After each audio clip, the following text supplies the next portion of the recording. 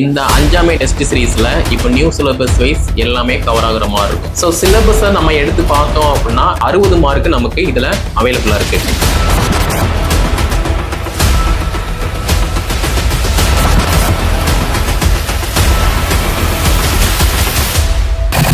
TNPSC நடத்தக்கூடிய group 1 எக்ஸாமினேஷனுக்கு நம்முடைய academy சார்பா 5ஆம் ஃப்ரீ டெஸ்ட் பேஜ் வந்து காண்டக்ட் பண்றோம். இந்த 5ஆம் டெஸ்ட் சீரீஸ்ல இப்போ நியூ சிலபஸ் வைஸ் எல்லாமே கவர் ஆகுற மாதிரி இருக்கும். ஓகே, அதே மாதிரி இதுல ஹைலைட் என்ன அப்படின்னா, ஃபர்ஸ்ட் ஓல்டு சிலபஸ்ல நம்ம எதை படிக்கணும் அப்படிங்கிற மாதிரி கொடுத்துருப்பாங்க. ஆனா இந்த டாபிக்ல இருந்து நாங்க இவ்வளவு கொஸ்டின் கேட்போம் அப்படிங்கிற மாதிரி சொல்ல மாட்டாங்க. ஆனா இப்போ நியூ சிலபஸ்ல வந்து பாத்தீங்க அப்படின்னா ஒரு யூனிட் இருக்கு, அந்த யூனிட்ல நிறைய சப் டாபிக் இருக்கு.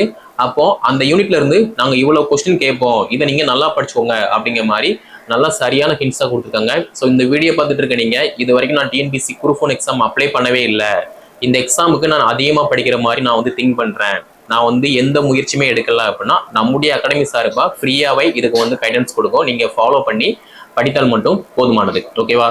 ஸோ சிலபஸை நம்ம எடுத்து பார்த்தோம் அப்படின்னா நான் ஃபர்ஸ்டே நிறைய வீடியோவில் சொல்லியிருக்கேன், சிலபஸ்ல இந்தந்த யூனிட்ல எவ்வளவு மதிப்பெண்கள் இருக்கு அப்படிங்கிற மாதிரி.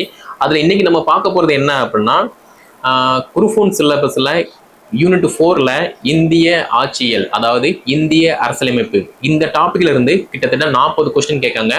60 மார்க் நமக்கு இதுல அவைலபிளா இருக்கு. அப்போ நிறைய பேர் கேட்ட விஷயம் என்ன அப்படின்னா, சார் அதிகமான டாபிக் வந்து இருக்கு, மார்க்குமே அதிகமா இருக்கு, இதை நம்ம எப்படி கவர் பண்ணணும் அப்படிங்கிற மாதிரி கேட்டீங்க. அதுக்காக தான் இந்த வீடியோ தொகுப்பு. அப்போ இந்தியன் பாலிட்டியை பொறுத்த மட்டும் ஆக்சுவலா வந்து நம்ம யூபிஎஸ்சி எக்ஸாம் எழுதுறோம் அப்படின்னா ஐஏஎஸ் வந்து நம்ம கிளியர் பண்ணுவோம். அதாவது ஐஏஎஸ் நமக்கு வேணும் அப்படின்னா ஐஏஎஸ்ஓ இல்லைன்னா ஐபிஎஸ்ஓ சம்திங் அதுக்கு அடுத்துள்ள ரேங்க் எல்லாமே நம்ம வந்து சூஸ் பண்ற மாதிரி இருக்கும். ஆனா டிஎன்பிசி குரூப் 1 எக்ஸாமை பொறுத்த மட்டும் தமிழ்நாட்டில் நடத்தக்கூடிய மிகப்பெரிய பதவி கொண்ட ஒரே எக்ஸாம் என்ன அப்படின்னா நம்ம டிஎன்பிசி குரூப் 1 எக்ஸாம். அதுலேயுமே deputy collector and deputy superintendent police. ஓகேவா?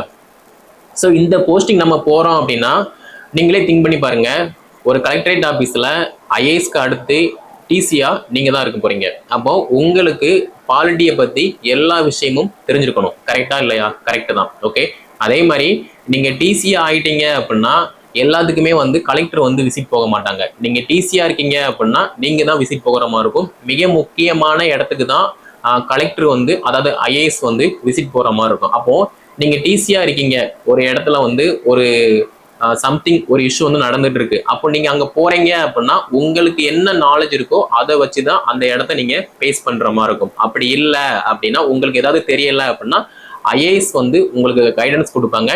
அந்த கைடன்ஸ் படி நீங்க அந்த ரோல் வந்து பிளே பண்ற மாதிரி இருக்கும். அப்போ இந்த பாலிட்டியை பொறுத்த மட்டும் நீங்க நல்லா திங்க் பண்ணி பாருங்க.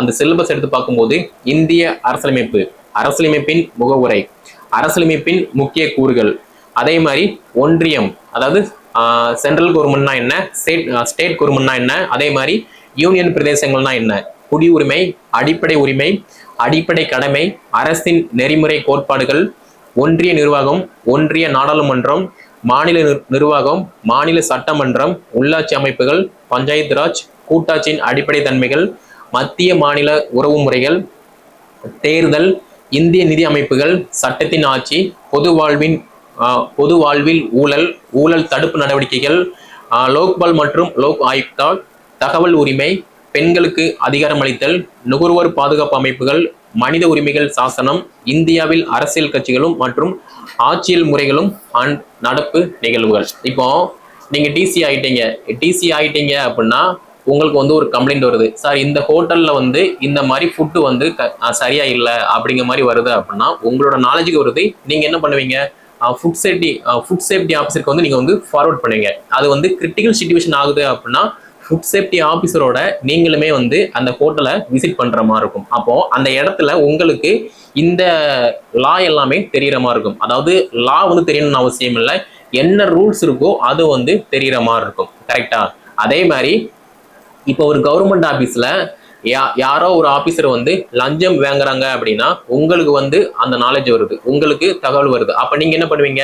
லஞ்ச ஒழிப்பு துறைக்கு நீங்க ஃபார்வர்ட் பண்ணுவீங்க.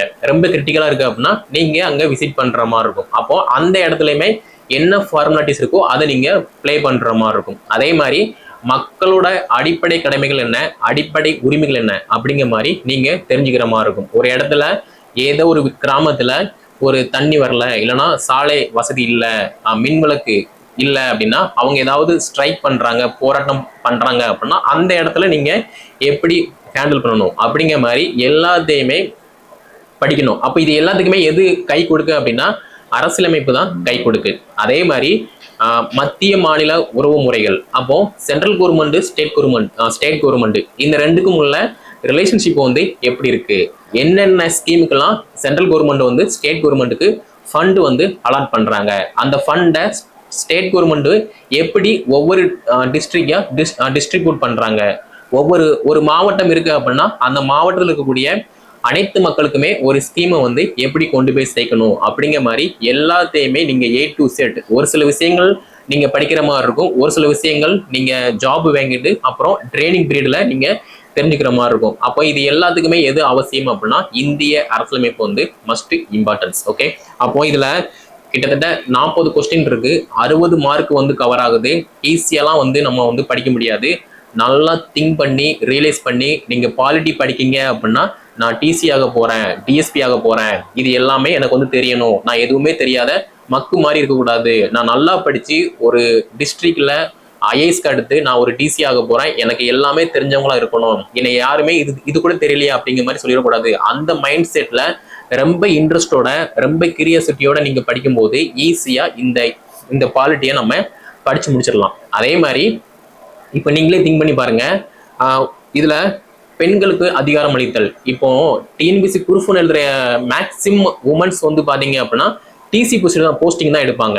ஏன்னா டிசி போஸ்டிங்கை பொறுத்த மட்டும் ஆபீஸு, அதுக்கப்புறமா வந்து ஃபேமிலியோட நம்ம வந்து டைம் ஸ்பெண்ட் பண்ணலாம் எக்ஸெட்ரா. அதே மாதிரி நிறைய அதிகாரங்கள் இருக்கக்கூடியதுமே வந்து டிசி தான். ஓகே, டிஎஸ்பியை பொறுத்த மட்டும் அது வேற ரேங்கு, டிசியை பொறுத்த மட்டும் இது வேற ரேங்கு. ரெண்டுக்குமே வந்து டிஃப்ரெண்ட் இருக்கு, ரோலுமே வந்து வேற வேற. ஏன்னா டிசி அப்படின்னா நீங்க ஒரு ஆபீஸ்ல மட்டும்தான் உட்கார போறீங்க, அதே மாதிரி டிஎஸ்பியுமே ஒரு ஆபீஸ்ல மட்டும்தான் உட்கார போறீங்க. ஆனா ரெண்டுக்குமே வந்து பாத்தீங்க அப்படின்னா ஃபீல்டு விசிட் வந்து டிஃப்ரெண்டா இருக்கும். நீங்க டிசி ஆயிட்டீங்க அப்படின்னா முக்கியமான மீட்டிங்கு, முக்கியமான ஸ்கீம்ஸு, அப்புறம் எலெக்ஷன் டைம்ல வந்து விசிட்டு இந்த மாதிரி இருக்கும். நீங்க டிஎஸ்பி ஆயிட்டீங்க அப்படின்னா முக்கியமான மீட்டிங் இருக்கும், முக்கியமான ஏதாவது பப்ளிக் ப்ராப்ளம் இருக்கும், அதை சால்வ் பண்றதா இருக்கும். அதே மாதிரி எக்ஸெட்ரா. ஓகேவா, ஒரு சேஷன்னா என்ன, அடுத்து ப்ராசஸ் எக்ஸெட்ரா இருக்கு. ஓகேவா, நிறைய விஷயங்கள் இருக்கு. இது எல்லாமே நீங்க போக போக தெரிஞ்சுக்கிடுவீங்க. அப்போ பெண்களுக்கு அதிகாரம் அளித்தல் அப்படின்னு பார்க்கும்போது நம்ம மத்திய மாநில அரசு ரெண்டுமே வந்து பாத்தீங்கன்னா இப்போ ரீசெண்ட் டைம்ல பெண்களுக்கு அதிகமான ஸ்கீம் வந்து கொண்டு வராங்க. எதுக்கு கொண்டு வராங்க? பெண்கள் எப்போதுமே வந்து மாதிரி இருந்துடக்கூடாது, நிறைய படிக்கணும், நிறைய வேலைக்கு போகணும், ஒரு வீட்டோட தலைமை பண்பே பெண்கள் கிட்ட தான் இருக்கு, அவங்க தான் பக்குவமா இருக்காங்க அப்படிங்கிறதுக்காக நிறைய ஸ்கீம் வந்து கொண்டு வராங்க. ஆனா அந்த ஸ்கீம் எல்லாமே நமக்கு தெரியுமா அப்படின்னு பார்க்கும்போது ஒரு சில ஸ்கீம் தெரியும், நிறைய ஸ்கீம் வந்து தெரியாம தான் இருக்கும். அப்போ அது என்னென்ன ஸ்கீம் அப்படிங்கிற மாதிரி எல்லாத்தையுமே இதை நம்ம படிக்கிற மாதிரி இருக்கும். ஓகேவா, ஸோ இது போக பார்த்தீங்கன்னா நடப்பு நிகழ்வுகள். ஸோ கரண்ட் அஃபேர்ஸை பொறுத்த மட்டும் பாலிட்டி மட்டும் படிச்சா போதாது, கரண்ட்ல என்னென்ன அப்டேட் இருக்கோ அதையுமே நம்ம படிக்கிற பட்சத்துல ஈஸியா இந்த பாலிட்டியை நம்ம கம்ப்ளீட் பண்ணிடலாம். ஸோ நம்முடைய அகாடமி சார்பா பாலிட்டிக்கு டெய்லியுமே நம்ம ஒரு டாபிக் எடுத்து நல்லா படிச்சு நம்ம ப்ராக்டிஸ் பண்ற மாதிரி கொஸ்டின் எல்லாமே போட போறோம். கீழே டிஸ்கிரிப்ஷன்ல நான் லிங்க் கொடுத்துருப்பேன், டெலிகிராம் லிங்க் கொடுத்துருப்பேன், அதை கிளிக் பண்ணி நீங்க ஜாயின் பண்ணிட்டீங்க அப்படின்னா இந்தியன் பாலிட்டி, அப்புறம் இந்தியன் எக்கனாமிக்கு, அப்புறம் தமிழ்நாடு வளர்ச்சி நிர்வாகம், தமிழ்நாடு வரலாறு பண்பாடு, இந்த மாதிரி எல்லாத்தையுமே நான் வந்து கொஸ்டின் போடுவேன், நீங்க ப்ராக்டிஸ் பண்ற மாதிரி இருக்கும். ஓகேவா, ஸோ எங்கெல்லாம் மார்க் அதிகமாக ஸ்கோர் ஆகுதோ அங்கெல்லாம் நம்ம வந்து நல்லா ஃபோக்கஸ் பண்ற மாதிரி இருக்கும். அதே மாதிரி கம்மியா உள்ள பகுதியை நம்ம ஃபோக்கஸ் பண்ண மாட்டோம் அப்படின்னு பார்த்தோம்னா அதையுமே நம்ம ஃபோக்கஸ் பண்ணணும். அதை எப்போ நம்ம ஃபோக்கஸ் பண்ணணும்? லாஸ்டா நம்ம வந்து ஃபோக்கஸ் பண்ற மாதிரி இருக்கும். ஓகே, ஸோ நம்ம ஃபோக்கஸ் பண்ண வேண்டியது ஃபர்ஸ்ட் மார்க் எங்கெல்லாம் அதிகமா இருக்கோ அதை நம்ம நல்லா ஃபோக்கஸ் பண்ற மாதிரி இருக்கும். ஸோ இந்தியன் பாலிட்டியை பொறுத்த மட்டும் கிட்டத்தட்ட 40 கொஸ்டின் இருக்கு, 60 மார்க்கு. அதே மாதிரி யூனிட் 5ல பாத்தீங்கன்னா இந்திய பொருளாதாரம் மற்றும் தமிழ்நாட்டில் வளர்ச்சி நிர்வாகம், இதுல கிட்டத்தட்ட 50 கொஸ்டின் இருக்கு, 75 மார்க் வந்து கவர் ஆகுது. அப்ப இதையுமே என்ன அப்படிங்கிற மாதிரி அடுத்த வீடியோ தொகுப்புல நம்ம டீட்டெயிலாக வந்து பார்க்க போறோம். ஸோ இந்தியன் பாலிட்டியை பொறுத்த மட்டும் ரொம்ப ஈஸியான ஒரு டாபிக் தான். உங்களுக்கு தேவையான கைடன்ஸ் எல்லாமே நான் வந்து அப்பப்போ வாட்ஸ்அப் குரூப்ல அண்ட் டெலிகிராம் குரூப்ல நான் அப்டேட் பண்ணுவேன், நீங்க ஃபாலோ பண்ணி படிக்கிற மாதிரி இருக்கும். இதுல உங்களுக்கு வேற ஏதாவது டவுட் அப்படின்னா கீழே கமெண்ட் பண்ணுங்க. அப்படி இல்லை அப்படின்னா கீழே டிஸ்கிரிப்ஷன்ல நான் வாட்ஸ்அப் நம்பர் கொடுத்துருப்பேன், அந்த வாட்ஸ்அப்பில் நீங்க கான்டாக்ட் பண்ணி என்ன டீட்டெயில் கேட்டு படிக்க ஸ்டார்ட் பண்ணுங்க. ஸோ நம்முடைய அகாடமி சார்பா டிஎன்பிசி குரூப் 1 5ஆம் ப்ரீ டெஸ்ட் பேஜ் வந்து கான்டாக்ட் பண்றோம். அதுல நீங்க ஜாயின் பண்ணணும் அப்படின்னா கீழே டிஸ்கிரிப்ஷன்ல நான் லிங்க் கொடுத்துருக்கேன், அதை கிளிக் பண்ணி ஜாயின் பண்ணிக்கலாம். ஸோ வேறு ஏதாவது டவுட் அப்படின்னா கீழே கமெண்ட்டில் லீவ் பண்ணிக்கோங்க. ஸோ நம்முடைய சேனல் நீங்கள் சப்ஸ்கிரைப் பண்ணல அப்படின்னா சப்ஸ்கிரைப் பண்ணிக்கோங்க. நன்றி, வணக்கம்.